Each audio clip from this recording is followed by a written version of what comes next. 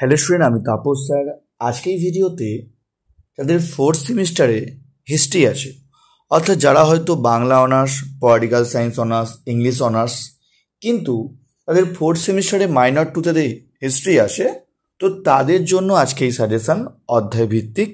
এখানে আমি তোমাদের সাপোর্টিং ইম্পর্টেন্ট কোনো পরীক্ষা আসতে পারে সবই কিন্তু এই ভিডিওতে বলে দেবো, শুধুমাত্র তাদের জন্যই যারা পলিটিক্যাল সায়েন্স, এডুকেশান, ইংলিশ, বেঙ্গলিতে অনার্স, কিন্তু ফোর্থ সেমিস্টার কিন্তু পাশে হিস্ট্রি আছে, তাদের জন্য সাজেশন।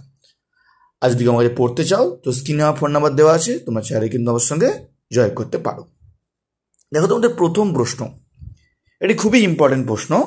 পশ্চিম এশিয়ায় আদি লৌহ যুগের প্রভাব বা তাৎপর্য আলোচনা করো। একই প্রশ্ন, 20 মার্কসও আসতে পারে, 10 মার্কসও আসতে পারে। নেক্সট প্রশ্ন, লৌহ প্রযুক্তির আবিষ্কার সংক্রান্ত বিতর্ক লেখো। মনে রাখবে, এই দুটি প্রশ্নের মধ্যে কিন্তু তোমাদের পরীক্ষা আমার কিন্তু একটা পাচ্ছই পাচ্ছ। তাই তোমাদের বলবো, এই দুটি প্রশ্নের মধ্যে কিন্তু পরীক্ষায় একটি কিন্তু পরীক্ষা অবশ্যই আসে, কারণ এটা কিন্তু হয়েই থাকে যে এই দুটি হচ্ছে এমনই প্রশ্ন, একটা ছাড়া কিন্তু একটা কিন্তু আসবে না। ঠিক আছে, কি বললাম? যে বছর এটা আসে, পরের বছর কিন্তু অপরটা আসবে। তাই তোমাদের বলবো দুটির মধ্যে কিন্তু একটি অবশ্যই আসবে। তোমাদের বলবো দুটি ভালো করে করলে একটি তোমরা পাবেই, হয় 10 মার্কস, না হলে 20 মার্কস। আসবো পরের প্রশ্ন, প্রাচীন রোমের দাস ব্যবস্থার উপর একটি প্রবন্ধ লেখো। হয় 10 মার্কস, না হলে 20 মার্কস পরীক্ষা আসতে পারে। এটিও কিন্তু স্টার মার্ক প্রশ্ন তোমাদের পরীক্ষার জন্য। নেক্সট, প্রাচীন গ্রিসের সমাজ ও অর্থনীতিতে দাস প্রথা কিভাবে একটি স্বাভাবিক বৈশিষ্ট্যে পরিণত হয়েছিল। অথবা আসতে পারে প্রাচীন গ্রিসের দাস প্রথা সম্পর্কে টিকা লেখো। দেখো, এই যে দাস প্রথা রোম আর গ্রিসের মধ্যে, এই দুটির মধ্যে কিন্তু একটি কিন্তু পরীক্ষা অবশ্যই আসবে, তোমরা কিন্তু ভালো করে করবে। অর্থাৎ এই যে চারটি প্রশ্ন, চারটির মধ্যে তোমরা কিন্তু দুটি তোমরা কিন্তু কমন পেয়ে যাবে। ঠিক আছে, হয় 20, না হলে 10 মার্কসে। কেমন? ভেরি ভেরি ইম্পর্টেন্ট প্রশ্ন। তবে তোমরা বলবো দুটি কিন্তু একসঙ্গে নাও আসতে পারে, দুটির মধ্যে কিন্তু তোমরা কিন্তু একটি আসবে। ঠিক আছে, তো চারটে করে তোমাকে পরীক্ষা তোমরা কিন্তু দুটো কমন পেয়ে যাবে। নেক্সট দেখো, পরের প্রশ্ন, মানুষের বিকাশ ও বিবর্তনের সংক্ষিপ্ত ইতিহাস লেখো। এটিও কিন্তু স্টার মার্ক প্রশ্ন। নেক্সট, প্রাচীন গ্রিসের ট্র্যাজিক নাটকের বিকাশের ধারাগুলি আলোচনা করো। তো 5 এবং 6 দুটির মধ্যে কিন্তু পরীক্ষা একটি আসতে পারে। তোমাদের সমস্যা হচ্ছে একটা, এখানে তোমাদের 10 মার্কস বা 20 মার্কস তোমাদের প্রশ্ন আসে, অনেক সময় এখানে কিন্তু ধরে রাখা মুশকিল যে কোনটা, মানে কোনটা পরীক্ষা দিতে পারে। তবে যেহেতু 10 মার্কসে ভাগ হয়ে যাচ্ছে, তাই তোমাদের জন্য কিন্তু একটু হলেও অনার্সদের থেকে তোমাদের কিন্তু একটু বেশি পড়তে হচ্ছে। মানে ধরো অন্যান্য বিষয় যেমন যারা খালি অনলি ফর অনার্স, যারা হিস্ট্রি অনার্স, তাদের থেকে তোমাদের কিন্তু মাইনরদের, যাদের হিস্ট্রিতে মাইনর আছে, অর্থাৎ যারা অন্যান্য বিষয়ে অনার্স, তাদের হিস্ট্রি পড়তে হচ্ছে মাইনরে ফোর্থ সেমিস্টারে, তাদের একটু হলেও বেশি পড়তে হচ্ছে, কারণ তোমাদের প্যাটার্নটা চেঞ্জ আছে 20 মার্কস আর 10 মার্কসের, এই জন্য সমস্যা একটু হতে পারে।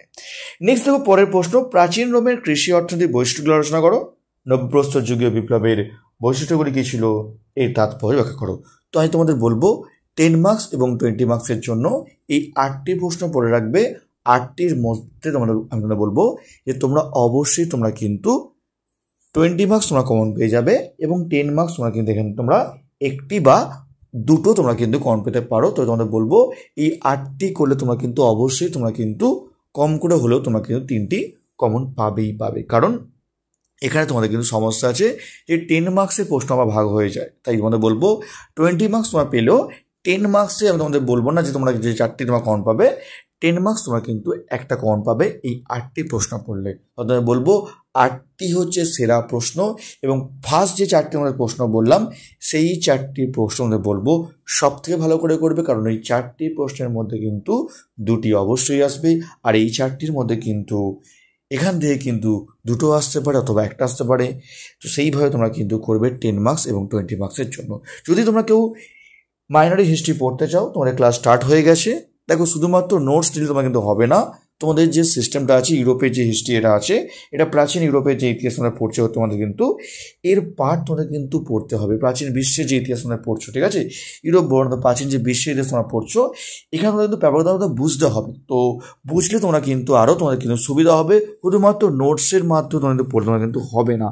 তোমাদের বলবো অবশ্যই তোমরা কিন্তু ব্যাপারগুলো তোমার কিন্তু বুঝতে হবে, ঠিক আছে? যদি কেউ পড়তে চাও তো স্ক্রিনে আমার ফোন নাম্বার দেওয়া আছে, তোমরা অফলাইন বা অনলাইন ক্লাস করতে পারো। এমনকি অফলাইন তোমাদের দুটো ডেমো ক্লাস ফ্রি দেওয়া আছে, কারণ আমার অফলাইন ক্লাস বা অনলাইন ক্লাস কোনো পার্থক্য নেই। অনলাইন ক্লাস কিন্তু অফলাইনের মতো, তোমরা চাইলে তোমরা কিন্তু দুটো ডেমো ক্লাস তোমরা কিন্তু করে দেখতে পারো যে তোমরা অনলাইন ক্লাস তোমরা অফলাইনের মতো করতে পারছো কি না। আমি চেষ্টা করি 100% দিয়ে তোমাদের অনলাইন ক্লাসটাতে অফলাইনের মতো করানো চায়, ঠিক আছে? নেক্সট দেখো তোমাদের পরের প্রশ্ন সাপোর্টিং। দেখো, প্রাচীন গ্রিসের পলিসির বৈশিষ্ট্য ও পতনের কারণ লেখো। নেক্সট, নাগরিকদের প্রসঙ্গে বিশেষভাবে উল্লেখ করে স্পার্টার সমাজ ব্যবস্থার সম্পর্কে নিবন্ধ লেখো বা স্পার্টার সংবিধানের বৈশিষ্ট্যগুলো লেখো। দেখো, এই কটি প্রশ্ন পড়লে তোমরা কিন্তু অবশ্যই 10 মার্কস এবং 20 মার্কসের তোমরা সবই প্রশ্ন কিন্তু কমন পেয়ে যাবে। আসবো মার্কস 5-এর প্রশ্ন নিয়ে। মার্কস 5 দেখো, উচ্চ পুরাপ্রস্তর যুগ অথবা নিম্ন পুরাপ্রস্তর যুগ টিকা লেখো।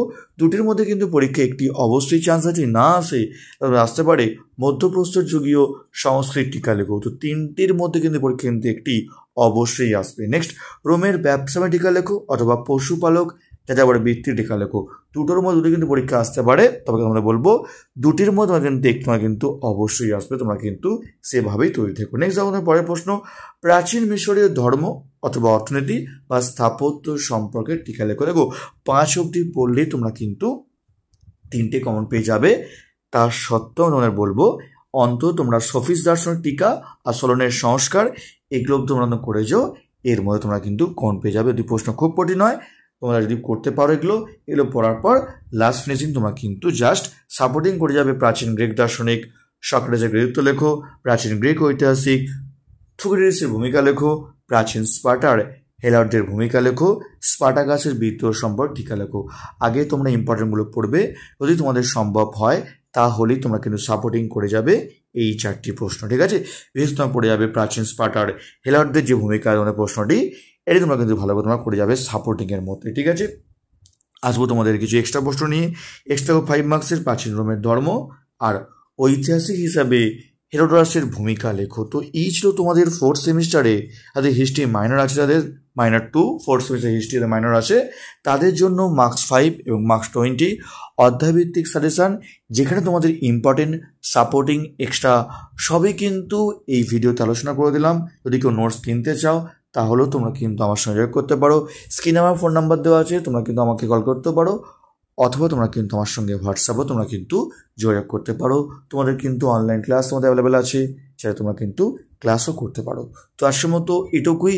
খুব তাড়াতাড়ি তোমাদের কিন্তু এই পেপারের কিছু নোটস, কিছু প্রশ্নের উত্তর নিয়ে আমি খুব তাড়াতাড়ি নিয়ে আসবো। তো আজকের মতো এটুকুই। খুব তাড়াতাড়ি তোমাদের জন্য আবারও নতুন কোনো ভিডিও বা সাজেশান বা কোনো নোটস নিয়ে আলোচনা করবো। যারা এখনও চ্যানেলটিকে সাবস্ক্রাইব করোনি অবশ্যই চ্যানেলটিকে সাবস্ক্রাইব করে রেখো এরকম ভিডিও সবার আগে পাওয়ার জন্য। তো আজকের মতো এটুকুই।